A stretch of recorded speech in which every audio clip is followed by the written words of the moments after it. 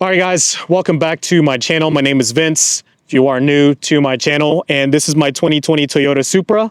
So you clicked this video because you saw in the thumbnail, damn, 70,000 miles on a Supra is a lot, and it definitely is. So we've crossed the 3.5-year mark of my ownership of this car, and yes, I'm at 70,000 miles, and the car has been great. So on this video, I'm gonna talk to you guys just about my 6-month, any changes, updates, whatever it is. I highly recommend that you guys check out my previous recap videos for my ownership if you guys are wondering what my thoughts were at the time.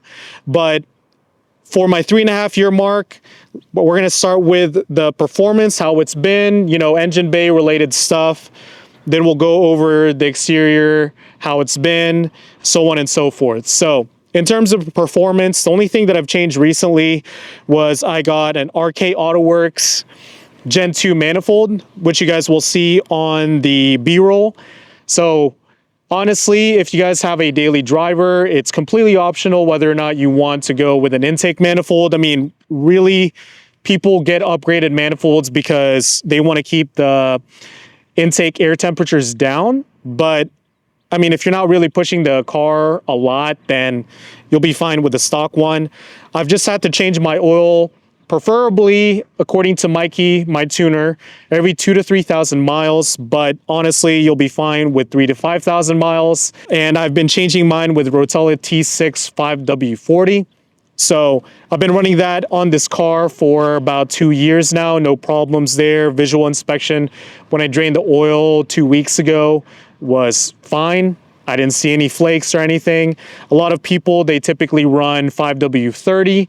So really up to you what type of oil, or not really what type of oil, but what brand you want to use.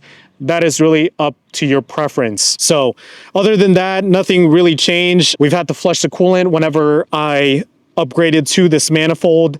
And then for the rest of the drivetrain, I've done a transmission fluid change whenever I got the transmission upgraded by Applied Torque Solution, my friend Brian over there. But the thing that I do need to switch over is the diff fluid. It's a little overdue, but for the brake fluid, I also just got that change less than a year ago, so I should be fine there. So yeah, nothing else different. Spark plugs, probably what you guys are wondering.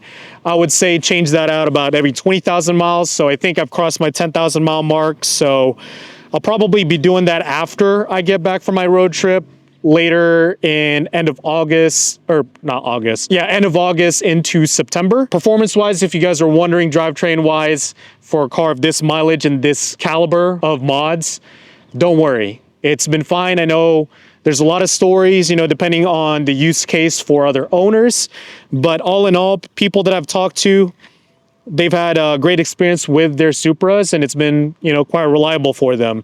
But make sure you do your own research and that you guys go into this, if you're new, go into it as well-informed as possible. So we'll close the hood here and we'll discuss the rest of the car. So the only other things that I've had to change at this point is the front tires. So front tires, I switched out from the Nitto NT555 G2s that I was running before into the Kumo X PA51s. So this is an all-season, if I remember correctly, an all-season tire. Much nicer, more quiet than the G2s. G2s were great. They lasted me about 25 to 26,000 miles. These Xs, these Kumos have been pretty great so far. I've had them for about 2 weeks. So I'm gonna be using this on my road trip.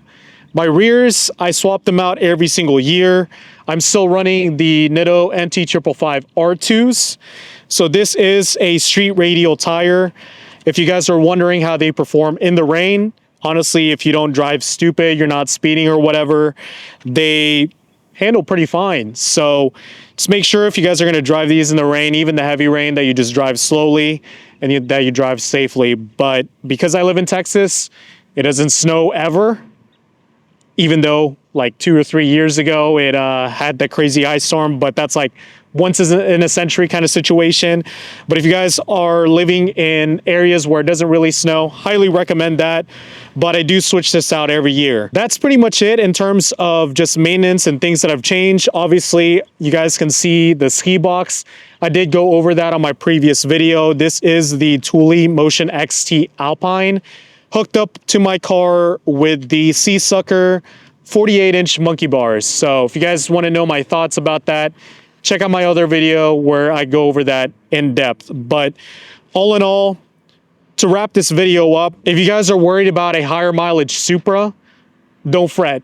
Don't even worry about it at all, because this is one of those cars where I tell current owners and potential owners, if you're in the market for it, that if you guys take the time to invest quality parts and that you take care of the car, make sure that you're on top of maintenance and everything, this car will pay you back in dividends. Because this is a car, I mean, you guys can see it around here. Let's walk through and I'll show you guys like me driving this car. I did just drive this 4 hours back to Tulsa, and you can see all over, there's bug splatters here.